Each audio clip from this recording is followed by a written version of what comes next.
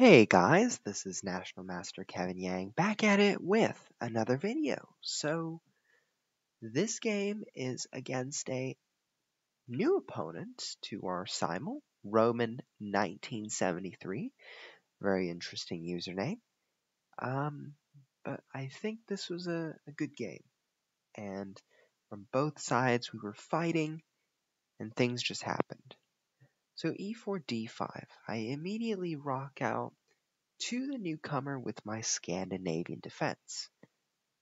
e5, c5, and now it's turned into a French defense. But now, after knight f3, now I think at this moment, the right move not to get tangled in such business is the move d4, right? That way you solidify your pawn structure, and you don't have to worry about this knight f3, bishop g4 thing anymore. Because at this point you can bring your bishop out to e3 as you like, and you've already solidified this sort of chained structure, right? But in the game, knight c6, knight f3, bishop g4, now white has to be careful after d4 because I have this move bishop takes f3. So if you play queen takes f3, c takes d4, pawn takes, and now knight takes nets a pawn for black. So our friend Roman had to play pawn takes, and I played e6, and at this moment I kind of knew in my mind that I had an advantage. And here's why I have the advantage. And it's pretty much when you look at this position, and you look at how comfortable it is, you can already see that white cannot really castle kingside that reliably unless this bishop here castles f4 and sort of, if white is able to build a fortress around the king and make it look like white's king is safe, then okay, castling kingside is justified. But in this current position of, as we look at it, the doubled pawns are not pretty, right? They're not attractive, and sometimes beauty in the game of chess matters. When it comes to pawns, well, sometimes it matters, sometimes it doesn't. So I think at this point, white has to think about f4, knight d2, and knight f3, but there's more to that. So bishop e3, a very good start by Roman 1973, and I played knight to e7, and this introduces the idea of placing the pieces where they best fit, right? So what am I trying to do with knight to e7? It may look like I'm preventing this bishop from defending the pawn, but more importantly, I want to develop it to f5, and that's probably the most active square for this knight. Bishop h3 happened, and I decided, if knight f5 has happened, bishop takes, and pawn takes c5. And all of a sudden, if knight takes e5, I don't quite like my pawn structure, but at the same time, if white plays knight a3, and knight c2, knight to d4, things can get a little shaky for me. So instead I played the move knight to g6, saying, if you ever take on e5, I'm going to take on e5. Or take on c5, I'm going to take on e5. So I have a lot of, last minute preparation backups planned. And then f4 came. And at this moment I was thinking, I think you blundered, sir. That's what I was thinking in my mind. But after queen h4, right, I'm attacking the bishop. I'm also wanting to play knight takes f4. White has this move queen to g4. And it actually isn't that bad for white. I play pawn takes, so I'm just eliminating a pair of pawns, nothing much. And then I play queen takes, bishop takes, and now I play a tricky move, knight to b4. I know this is not the best move, right, but there's a lot of tricks to deal with. So I think there are probably better moves in this position, right? There's Of course, we have to consider bishop to b4 check, and the idea after knight c3, maybe we have to consider rook to c8. I don't know. But we also have to think about what happens if white plays f5, right? So then maybe we have to play knight h4. Maybe we have to play h5 and knight f3. I don't know, right? If white just plays nothing here, rook f1, then there's h5. And if h5, if bishop goes back to e2, the knight can come back to f5, right? But if h5, bishop h3, then there's knight to f3 and knight takes d4. So these knights are very tricky in this system. And that is why I play knight b4. It creates for more tricks, but there are two principal threats here.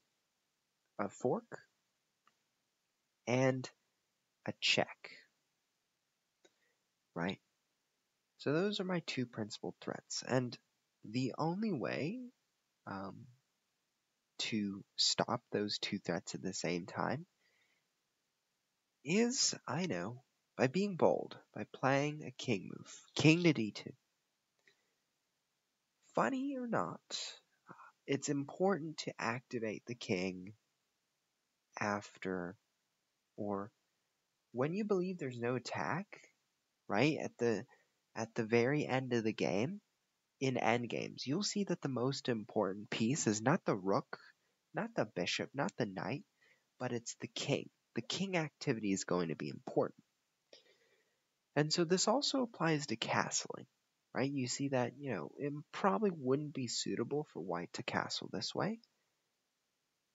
And not sure white would want to really castle this way either. So what is wrong with putting it in the middle, right? And here there's nothing wrong with putting it in the middle. So king d2 was the best move, right? It prevents knight d3, it prevents knight c2. But here our friend Roman1973 played knight to a3, and unfortunately had to lose a pawn for it because our friend Roman didn't see the second threat, knight to d3 and knight takes f4 check. Now I could have also played knight takes b2, but then white has this very dangerous looking move, knight to b5, threatening the fork. And if I play king to d7, watch out, f5.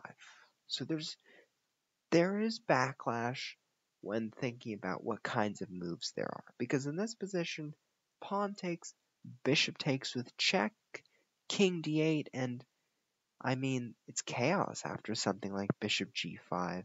It's chaos after something like knight d6, right? So I don't know, maybe the chaos begins if the rook comes to c1, but that just goes to show you have to capture the right pawn sometimes. And partially, before the knight came to b5, I was thinking about bishop takes a3. And I was unsure, because here I looked at this and I said, what if king takes d3, right? Bishop takes pawn, rook to b1, bishop a3, rook takes b7. And I looked at this position and I said, white is probably much better here. Because my rooks are so underdeveloped, these bishops are doing their job. They're not necessarily bad. I mean, although this pawn structure may not look great, white's piece activity is certainly overpowering mine. So I was like, no, I have to play takes f4, bishop takes, knight takes, king e3, and now I take the knight that was causing trouble by threatening knight b5. So I take, and after pawn takes. So briefly I considered what happens if king takes here, right? But then I saw bishop takes, rook a to b1, bishop takes, rook takes b7, and bishop takes f2. And I was like, okay, well, a lot of pawns ought to do it for some, even though my pieces aren't developed, I have 3 extra pawns, and I think I'm very comfortable with that. So I was like, okay, pawn takes a3, and now knight to g6. Now, what I could have also done is I could have also played g5 and solidified the knight on f4. that probably was even better than the move knight g6, simply because the knight stays in a very active square and it sort of, patrols the king from really going anywhere. But instead I played knight g6, which I have to say g5 was better. Rook b1, I play b6, and here I show some strength and solidarity to our friend Roman. I bring the king out to the center. But this is good for me because I'm up a pawn right now. So I play a6. I want to prevent the bishop from coming to b5. Rook c3, and now I just want to trade. And I think at this point, what Roman should do is avoid trading. Simply because when you're down material, you don't want to simplify even more. Simplifying is usually, like when you think about it, when you're trading away things might get easier, right? And in this case in chess, if you trade away things, it's only going to get easier for the person who's up material, right? And if you don't trade away things, like rook b3, well, it gets complicated. b5, maybe even a4, I don't know. But there are complications with this if the rook is still on the board. But rook takes, rook check, king b7, and now my goal is just to solidify the pawns on the king side. I want to reroute my knight somewhere, and I know I didn't do it in the best fashion, right? I could have played rook c8 here, but I felt like maybe after rook takes, knight takes, I was worried about this move f5. After e takes f5, king to f4, and I see this king coming in to take the f7 pawn. So I was worried, right? Knight to e7, king to g5, and I was worried I would have to play knight to g8, because then I'd have to think about e6, right? So there are such complications in the position that I just didn't want to happen. So I played knight c6, I avoided the trade, and I was looking for a way to win the game.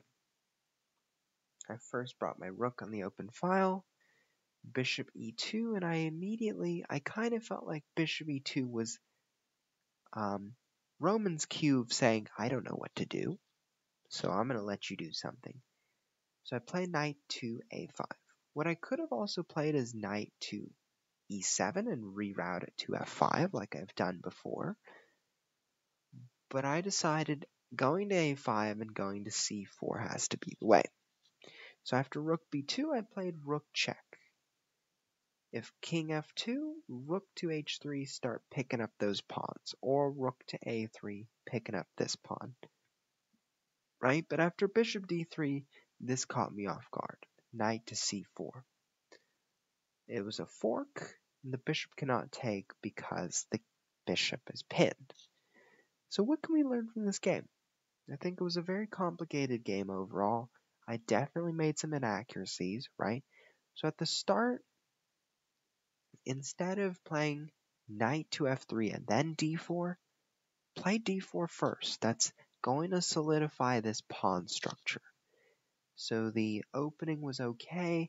I think our friend Roman did a good job, and I think I should have played bishop b4 here, or maybe h5.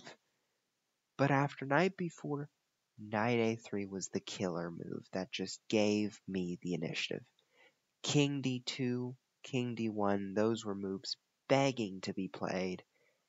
Knight to a3, and I got the pawn. I traded down. I kept peace. I should have played g5 here like I highlighted. And I kept peace and I kept going. I traded, even though Roman shouldn't have traded. And I know I didn't play this endgame perfectly, right? I created holes that might have been unnecessary. But even here, I was slowly grinding. And to be honest, I won because, well, I took advantage of my opponent's mistakes and I found the win. So, hope you enjoy and hope you have fun. I'll see you next time.